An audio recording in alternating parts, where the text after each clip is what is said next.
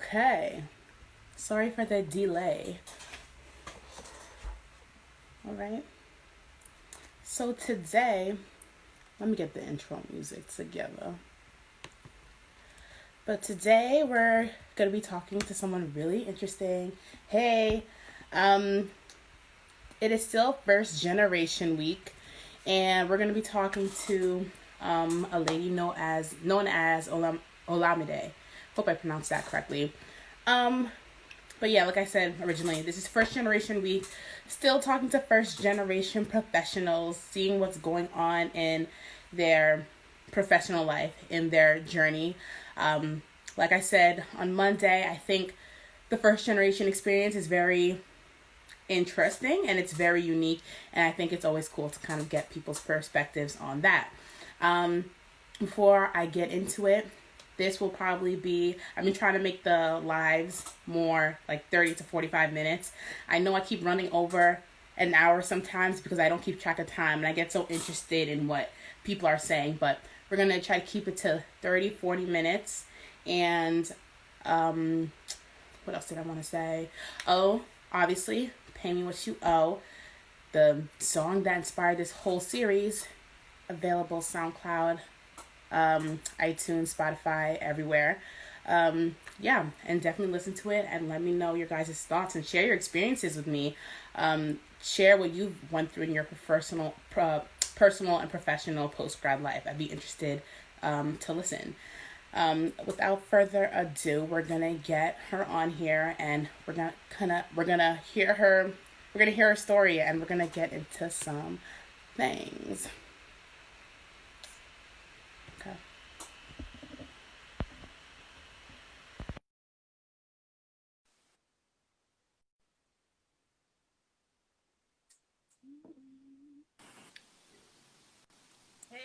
Hey, Hey, how's it going? good. Can you hear me? Yeah, you sound good. Can you hear me okay? Yeah, cool. Okay, cool. So as people are slowly coming in, I kind of wanted you to first like introduce yourself before we get into anything. I know like you have multiple, multiple titles. You have experience in a variety of areas. So like get into all that. Like people know you. All right, so I am Olamide, also known as Ola. Many people call me. I am a marketing and events consultant. I'm an event manager and a community builder as well. Nice. And obviously, by your name, you are Nigerian, first generation Yep. Nigerian. And before we get into that, I kind of want to get your overall thoughts on this year, what the coronavirus period has been for you, how that's affected you, if it has, and what your plans were originally and how they kind of got maybe sidetracked or changed. Yeah, definitely. So, actually, as you guys know, the entire coronavirus has hurt the hospitality and events industry. We can't really meet in person unless it's 10 people, 25 people, or less. So, the events industry was hit pretty hard. I had a bunch of events I wanted to curate in person, and unfortunately, I'm not able to do so. But we're shifting things to virtual, so it's going to be a very interesting experience. I'm also working on some partnerships with some nonprofits, and it'll be shifting to virtual as well. So my 2020 was mostly just focusing on events, doing more in-person events and so forth. And right now it's been hit pretty hard. So we'll have to see what 2020 is made of by December and see where events goes from there. Yeah. And specifically for like the virtual side of things, how has that fared out for you? Because I know some companies they're already kind of integrating. I know the company I was working at previously, like they were already integrating some of these like Zoom and some of these Mm-hmm. very tech savvy features, but I know a lot of people are new to that today. So how has that been for I guess your industry or you specifically? Yeah, so Zoom, WebEx, all that, it was predominantly just used for short client calls. It isn't something that most people are taking advantage of for webinars, mostly WebEx, but not on the Zoom focus. So the pandemic has really shifted that. They're really making good and a substantial amount of money from these webinars, from these conference calls, extending it. Because what we're doing right now on IG Live, that's something you would do on a client call, just face to face, or, since you can't meet in person. But Zoom right now, I haven't, prior to this pandemic, I didn't really see anybody using Zoom for that many webinars. It was just for client meetings. And any webinars, you would mostly use WebEx. So it's very interesting how people are doing that right now. Yeah, definitely. And specifically with this coronavirus period, like, what's the one thing you think you learned that was kind of like a shock? So I learned that. Or a skill, I should say, or a skill as well. So the one skill I learned is really how to navigate certain event management systems. And I also learned that there are a bunch of companies that are not remote. They don't have remote assigned to their company. A lot of companies are behind with that. So some people still have to go into work. They took a bit long to really navigate and adapt to remote working. So that's something I learned during this entire pandemic. Yeah. Mm-hmm. And kind of going, we're about to go more into like your experience side. But like, obviously you work in like the marketing, events, media. I know you also have like some experience with the PR side of things as Mm-hmm. well. And I know that as someone who also majored in PR, it's not a major that's necessarily understood by people in general, but Right. also our parents. So I'm kind of curious, like, what was your experience like when you were like going to college and figuring out what you wanted to do? How are you like communicating this to your parents that I want to go into this field, and how did you get them to understand it?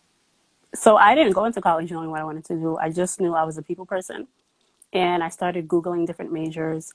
And I think it was my sophomore or junior year, I started to figure out what exactly it was that I wanted to do. And it was something that involved writing and also meeting up with people, connecting them, speaking with them. And that's how I got to PR and media communications.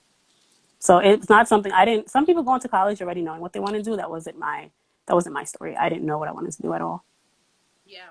Mm-hmm. And did your parents have any? Did they have give you pressure in terms of like saying like you need to hurry up and figure out what you wanted to do, or were they trying to get you to veer towards another path? So my mom actually wanted me to be a lawyer. Mm. My dad, he was just going with the flow. He's like, whatever you want to do, I'm sure you'll be great at it. And I actually went to pursue law for Oh, about a semester. I took the prerequisites. It was like economics. I did horribly. And I was just like, okay, no, this is not for me. I can't do this.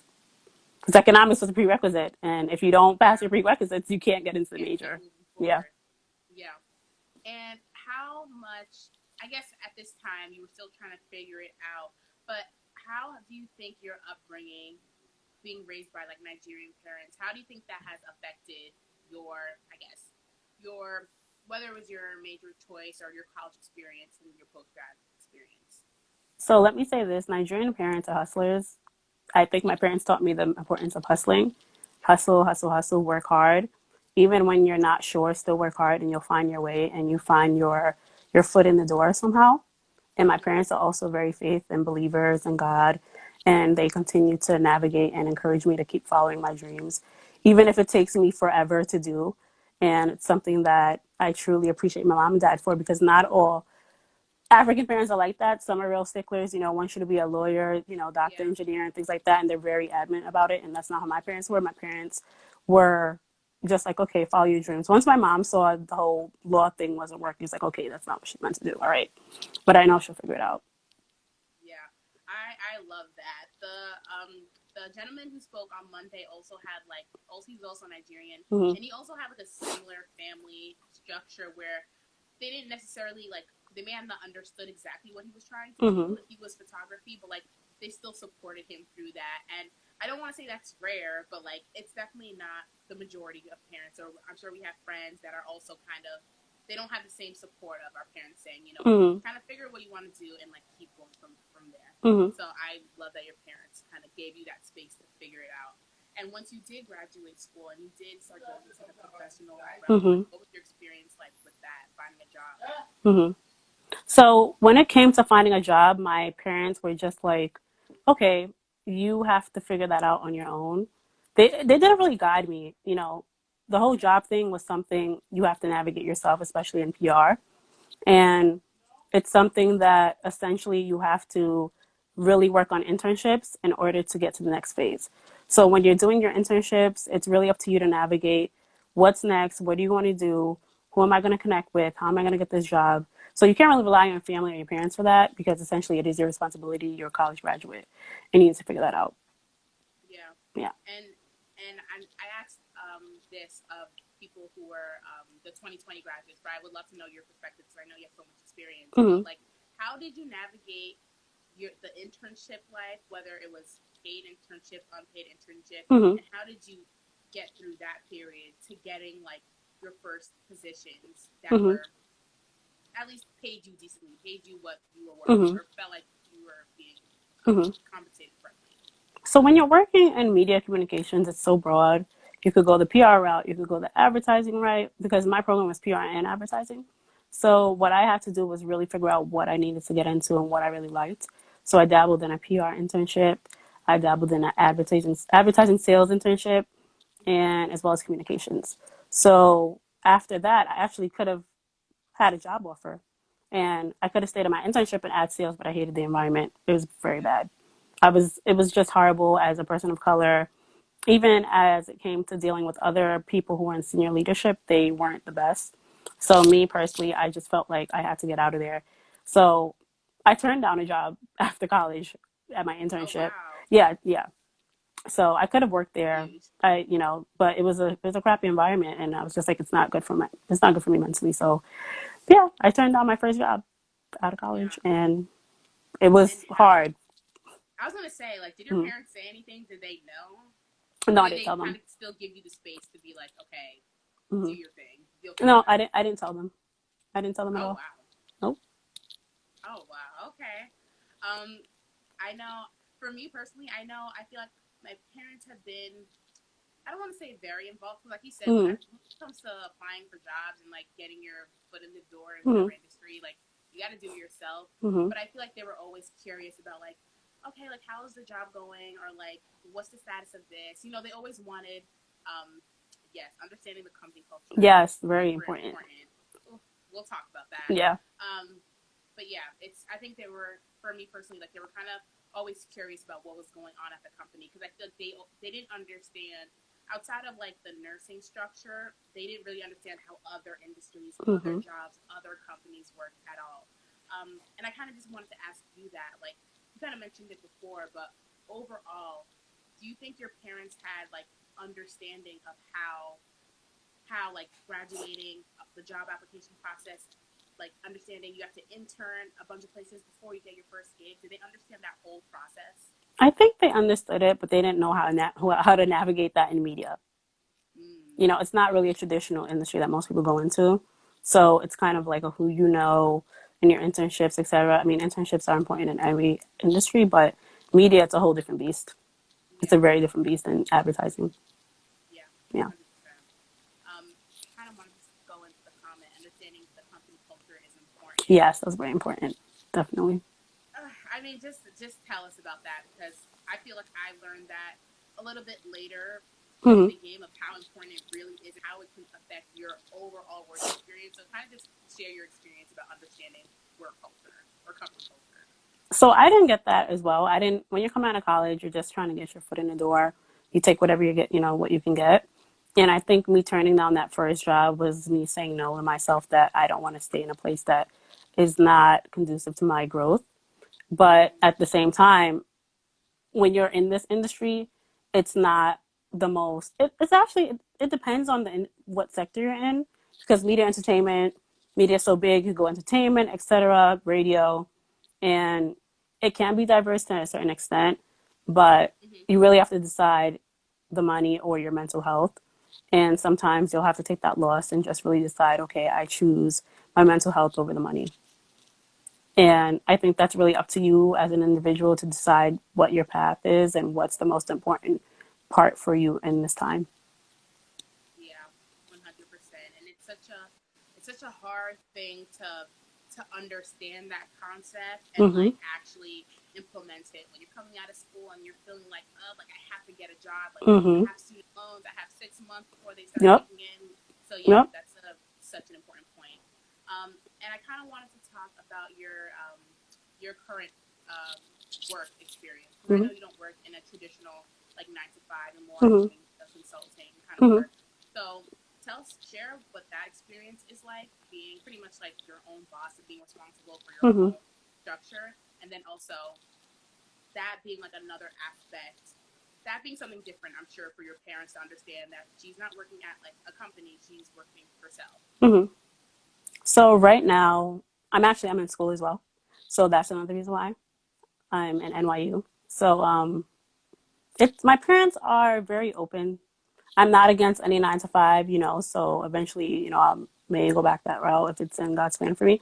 But right now, I think I'm just focusing on really mastering my niche. That's why I went back to school. That's why I chose NYU for their event management program. And when you're freelancing or you're doing consulting, it's really up to you to decide your rate. You should do a lot of research, really figure out what am I going to charge my client. First client I had was around 2015, 2016, and it was a fashion show for an up and coming designer. So it was really up to me to decide what I wanted to charge for my rate. And then after that, I started doing things as in art exhibitions and then networking events. And then I started working with small businesses and so forth. So it's really up to you to do your research and really figure out how much am I going to charge, how much can my client afford, and really figure out the budget for your next project. Yeah.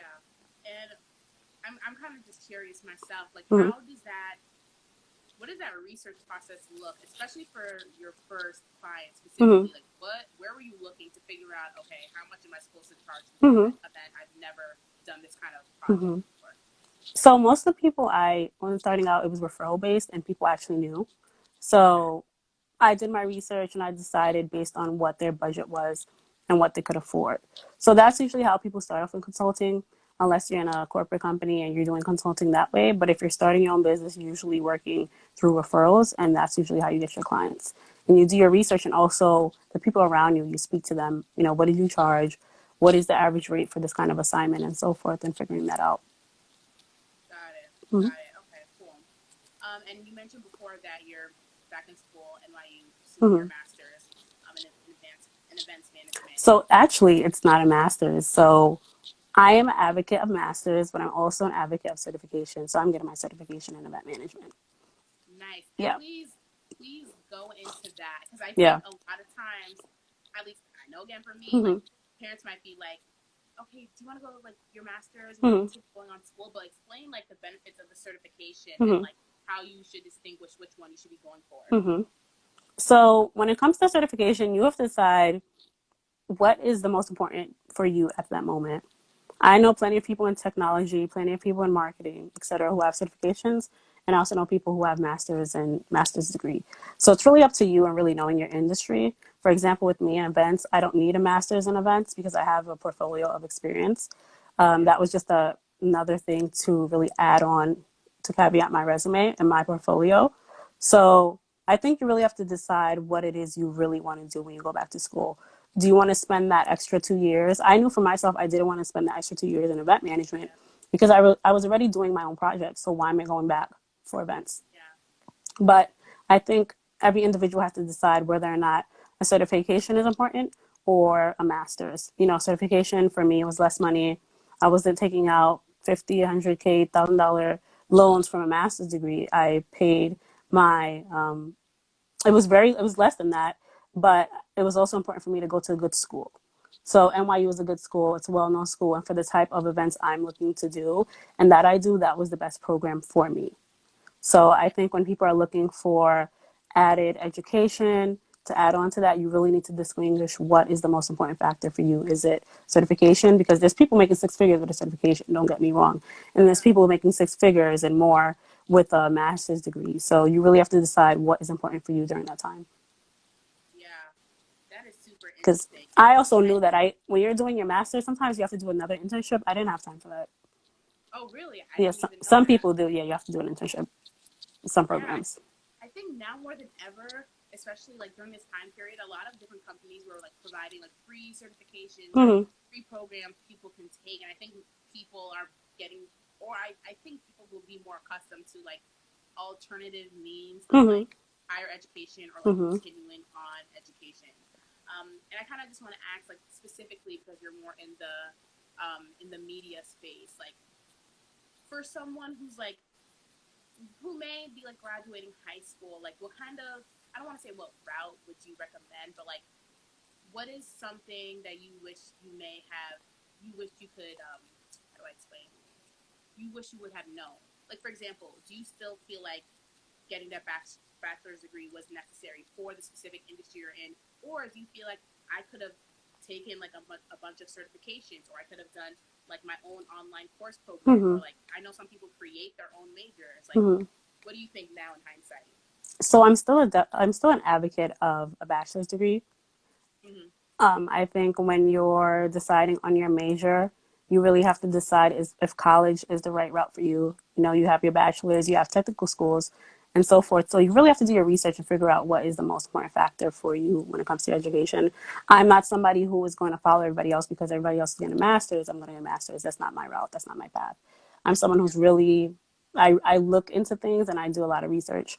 So one thing I would have told myself probably in high school, not really in high school, but post undergrad is don't listen too much to your advisor. That's what I would have said to myself because my advisor at City College, I told her I wanted to get into entertainment media. She's like, well, you know, all the black kids do entertainment, and I'm like, okay, what's the problem? You know, like she told me all the black kids get into entertainment media, and so when you're working in media, you have entertainment media like your Netflixes, your CBS, and then you have your agencies, which is like Omnicom, Horizon Media, and Publicist Group. So you have your agencies versus, you know, Marsteller Group, et cetera, your PR agencies. So she was a real advocate for that. So yeah, she basically told me all the black kids, all the, you know, do entertainment. She wasn't an advocate for it. So I wouldn't have listened to her. I listened to her. I would have probably just gone my own route and say, okay, and look for a mentor during that time. Yeah. Yeah. Oh, mentors, Yeah. super important. Hmm. And now, sorry, my advisor was trash. I'm pretty making more money than her right now. Yeah. Oh my goodness, Yeah. the You could amount of take what they say with a grain of salt. yeah, yes, yeah. I've heard so many stories of people like having bad advisors or Hmm. bad guidance from like guidance counselors, even like stemming back from high school, and it totally affects like their trajectory or affects what they think they can do in whatever field. So Hmm. yeah. Um, and now I kind of want to talk about like your future plans with your work. I know you're still in school, but your future plans and also how your background being Nigerian kind of fits into that. So like, what are your plans for like the rest of 2020 and like maybe leading up to next year? And then the next question after that would be, do you think about Nigeria in your work, and what kind of work do you hope to do on the continent? Sure. So when it comes to the rest of 2020, I am working on an organization right now on their tech events. So I'm looking to go the tech event route, and hopefully that is where I end up before 2020. And as far as and continue freelancing and consulting as well. But actually, my plans for Nigeria is I actually want to open my own lounge. So my own entertainment, yeah, my own bar and Nice. lounge. I know right now commercial and things like that is really hit hard, but I eventually want to open my own leisure bars and lounges in Nigeria and in Ghana.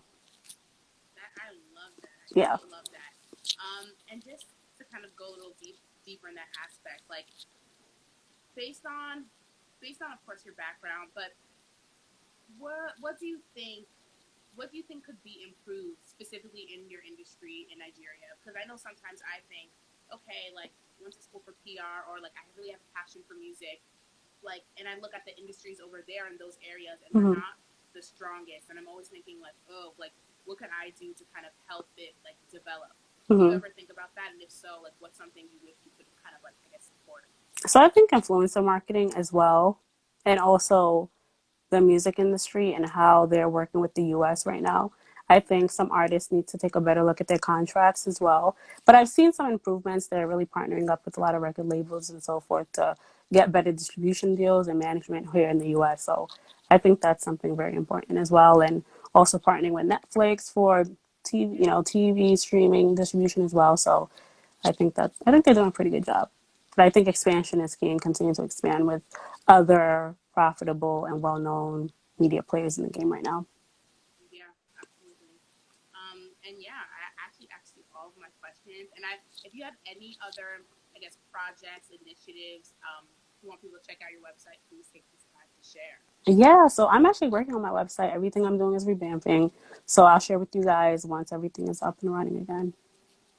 Nice. Okay, thank No problem. You're always a wealth of information. I did as well. So thank you so much. Thank And thank you. you for everyone for listening. No problem. And have a great night. And yes, thank you again. No problem. Bye, everyone. All right. Good night. Good night.